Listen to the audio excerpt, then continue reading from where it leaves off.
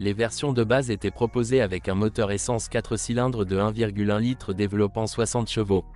Ce groupe motopropulseur ne convient qu'aux conducteurs très calmes.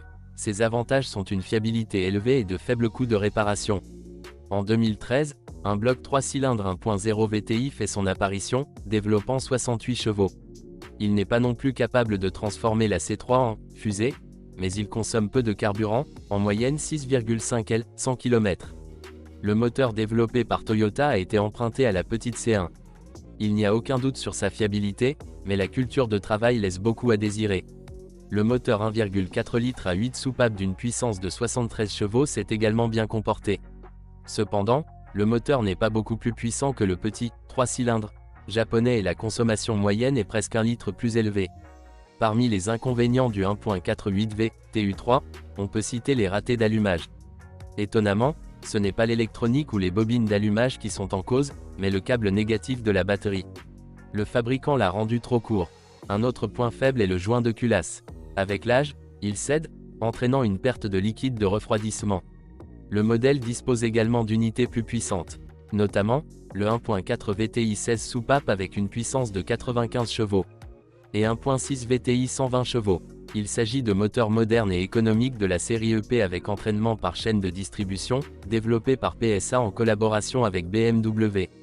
Malheureusement, ils vous obligent souvent à faire face à deux problèmes, une consommation d'huile excessive et des dysfonctionnements du système de calage variable des soupapes, dû à une usure prématurée des éléments d'entraînement de distribution.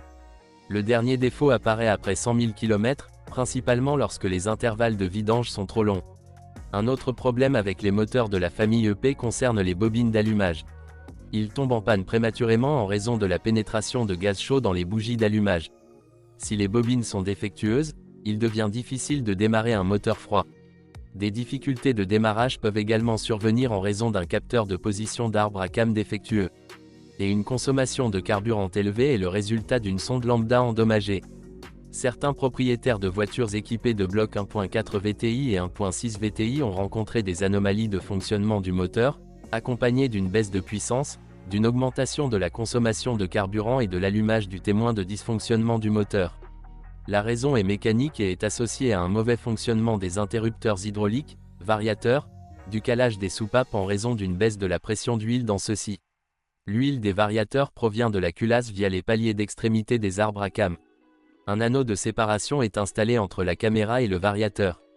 Au départ, il était doux, fabriqué à partir de Pertinax. Dans les versions ultérieures du moteur, l'anneau était en acier et laissait passer l'huile. PSA a résolu le problème en remplaçant la culasse par une culasse modifiée. Le numéro initial 0200HF a été remplacé par 0200HR. L'anneau fait partie de la tête et n'est pas disponible comme pièce de rechange. Il est curieux que pour certains, le défaut ait été détecté après 50 à 100 000 km, tandis que pour d'autres, il n'a pas été détecté même après 200 000 km. L'expérience montre que le dysfonctionnement décrit affecte les spécimens plus jeunes. En 2012, un autre bloc 3 cylindres 1.2 VTI d'une puissance de 82 chevaux est apparu dans la gamme de moteurs. Et fin 2014, ce moteur a acquis un turbocompresseur et a commencé à développer 110 chevaux. Et a reçu la désignation PureTech. Dans certaines unités 1.2 VTI, des fuites d'huile se produisent à travers les joints de Villebrequin. Un bon choix serait les turbodiesel HDI, assez rares sur notre marché, 4/68 de cheval vapeur. Et un 6,92, 99, 112 et 114 chevaux. Le 1.4 HDI est dépourvu de volant moteur bimasse et de filtre à particules diesel est quasiment inexistant. Le 1.6 HDI a une conception plus complexe et nécessite parfois une régénération du turbocompresseur à géométrie variable et du filtre FAP.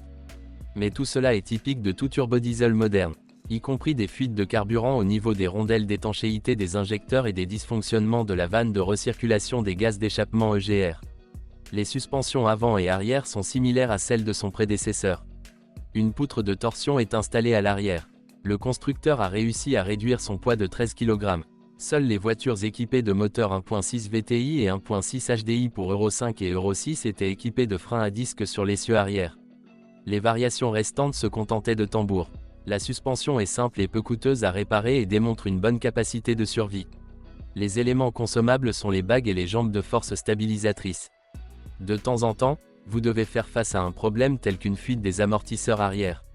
Parfois, les roulements de roues avant tombent également en panne. Parfois, les forces exercées sur le volant commencent à changer. Le volant devient parfois lourd, parfois trop léger. La raison est triviale, une panne de l'amplificateur. Il utilise un amplificateur électromécanique avec un moteur électrique monté sur la crémaillère de direction. Le constructeur prévoit le remplacement de l'ensemble crémaillère, le servomoteur n'étant pas fourni en pièces séparées. Dans certains cas, les changements de force sont causés par des dysfonctionnements de l'unité de commande de l'amplificateur.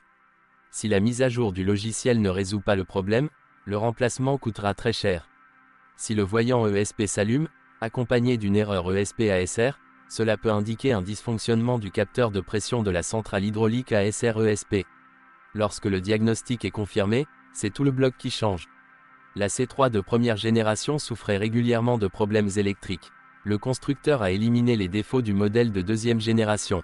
Bien que la petite Citroën dispose d'un système de commande multiplex avec une unité BSI en tête, on n'entend presque rien sur de graves problèmes électriques. Dans le premier lot de voitures, il y avait des difficultés à démarrer le moteur. Heureusement, après la mise à jour du logiciel, la maladie s'est atténuée. Et si un grand nombre d'erreurs se produisent sans raison, vous devez faire attention à l'état de la batterie. Après l'avoir remplacée, tous les problèmes disparaissent. Il faut se méfier des voitures équipées d'une transmission automatisée, elles ne sont pas durables. De plus, les arbres de transmission fabriqués en Hollande s'usent prématurément chez les robots, le matériau est trop mou.